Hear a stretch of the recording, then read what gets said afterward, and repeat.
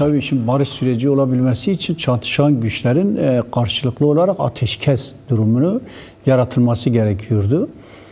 Şimdi eğer barış süreci müzakereler içerisine girileceği zaman şimdi hem Kuzey Kürdistan'da hem sınır boyları içerisinde olan karşılıklı birbirine karşı mevzilenmiş olan bir konumlanma var. Şimdi bu konumlanmanın değiştirilmesi, düzeltilmesi gerekiyor. Yoksa ne yaratılacaktı? Bir provokasyon, bir çatışma durumu.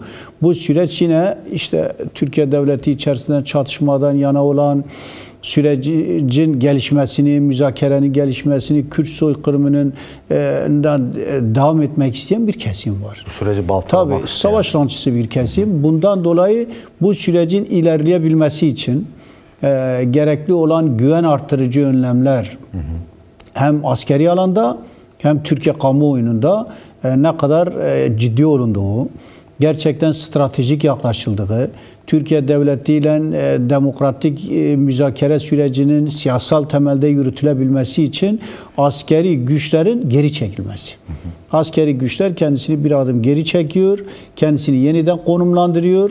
Türkiye Devleti ile çatışmaz içerisinde. ZAP niye önemliydi? Çünkü ZAP'ta böyle karşı karşıya olan birçok mevzilendirme durumu vardı. Ve birbirine çok yakın. 100-150 metre daha önce Sayın Murat Karayılan açıklamıştı.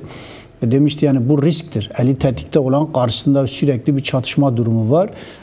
Ve bunlar konumlanmasını biraz daha değiştirme. Koşulu, mekanı değişik yerlere konumla. Tabii bu böyle karşılıklı olduğu ortada. Evet. Çünkü ortak mekanizmalar var. Diyor ki burada gerekli olan organlar, ilgili organlar devreye girdi.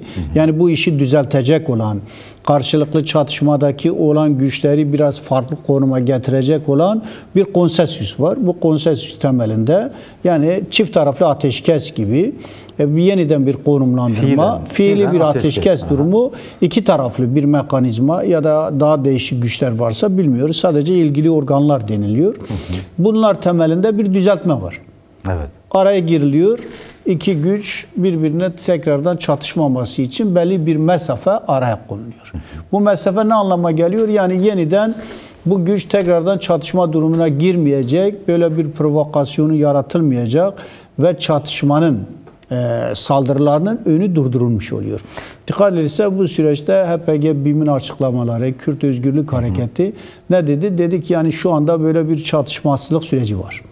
Bir de provokasyon sadece fiili ve fiziksel provokasyonla da ibaret değil. Bir çeşitli basın yayın kuruluşlarında mesela yaşanmamış bir çatışmayı varmış gibi yansıtmaya çalışıyorlar geçtiğimiz günlerde. Mesela Ahmediye hattında çatışma olduğuna dair basına yönelik, tırnak içerisinde basın diyelim buna, bu tür provokatif açıklamalar da özellikle belirli kesimler tarafından yapılıyor gibi gözüküyor. Yani çatışma olmadığı halde çatışma varmış gibi yansıtmaya çalışan bir eğilim de var. Biraz önce bahsettiğin ranttan ve savaştan beslenen kesimlerin desteklediği belli oluyor yani bu. Tabii özel savaşın bir kesimi, psikolojik savaşı yürüten, algı operasyonu yaratan olan yani bir karşılıklı güçler var. Şimdi bu güçleri ya geri çekilirken ya yerini değiştirirken, farklı yere giderken böyle çatışma varmış gibi aslında çatışmaya yönelik bir ne yaratmak? Provokasyon zemini. Türkiye kamuoyunda işte bak güçler çatışıyor, ne barış ortamı, bu doğru değil gibi bir algı operasyonuyla var olan konsensüsü bozmaya çalışan. Evet. Gerekli adımların atılması gerekirken bunun önünü almaya çalışan böyle provoke edici bir durum var. Tabii tek taraflı olmaması gerekiyor. Tabii. Şimdi denilecek işte Kürt Özgürlük Hareketi hep tek taraflı değil. İlgili organlar vardır. Artık bundan sonra ne yapması gerekiyor? Türkiye Devleti'nin meclisinde, komisyonunda direktmen Önder Apo'yla. Çünkü bu güçlerin hepsi fedai güçler. ZAP alanı ve oradaki güçler Önder Apo için, Önder Apo'nun özgürlüğünü sağlamak için mücadele eden, Kürt Özgürlük Hareketi, Kürt halkının özgürlüğü için mücadele eden fedai güçler. Diyorlar ki Önder Apo'nun özgür olması gerekiyor. Özgür çalışır bir duruma gelmesi gerekiyor. Biz bunun garantisindeyiz. Biz bunu garantörüyüz. Biz bundan dolayı buradayız. Evet. Şimdi bundan dolayı o güçler hala bekliyorlar. Yerindeler.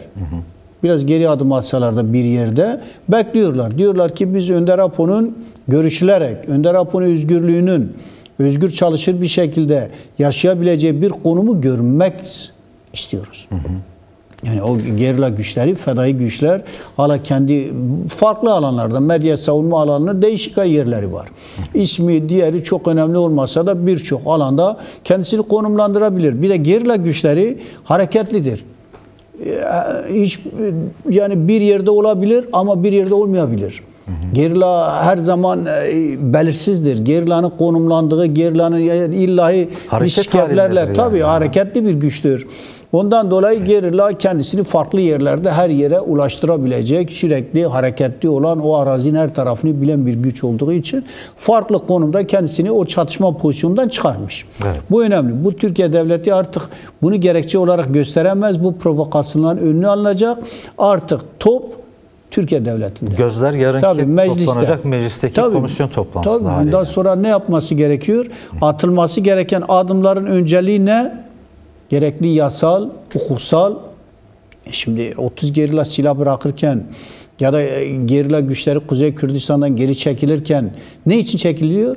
Diyor ki Türkiye'de yeni bir demokratik müzakere, barışçıl bir süreç başlasın.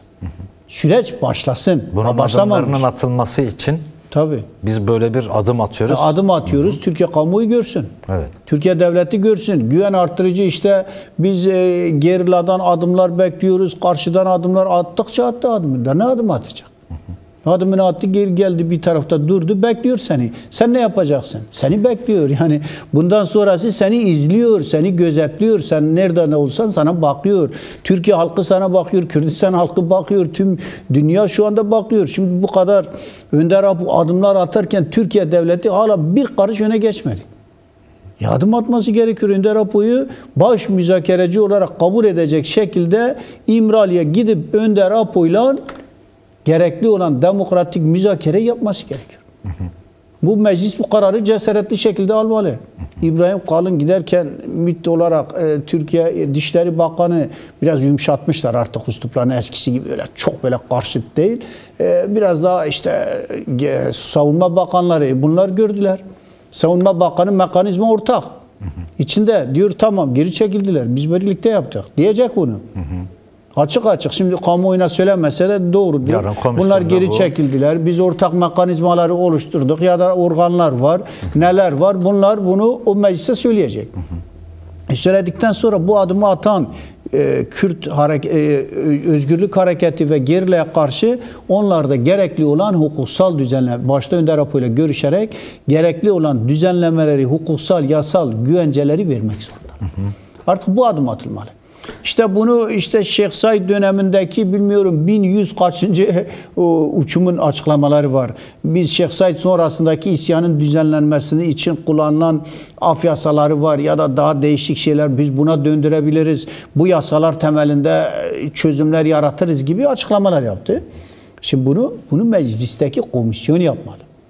Tamam eğer sen hükümetin Cumhurbaşkanı danışmanlıysan ona göre bunu komisyona sunacaksınız. Komisyon AKP olarak bunu sunacak. Meclistekiler bunu görüşecek o komisyondakiler ve bunu meclise gönderecekler. Önder Apo ile başta müzakere ederek. Önder Apo diyecek makul olan Türkiye ve Kürt halkı için Türkiye'deki demokratik sürecin önünü açabilmesi için gerekli olan en makul adımları. En makul.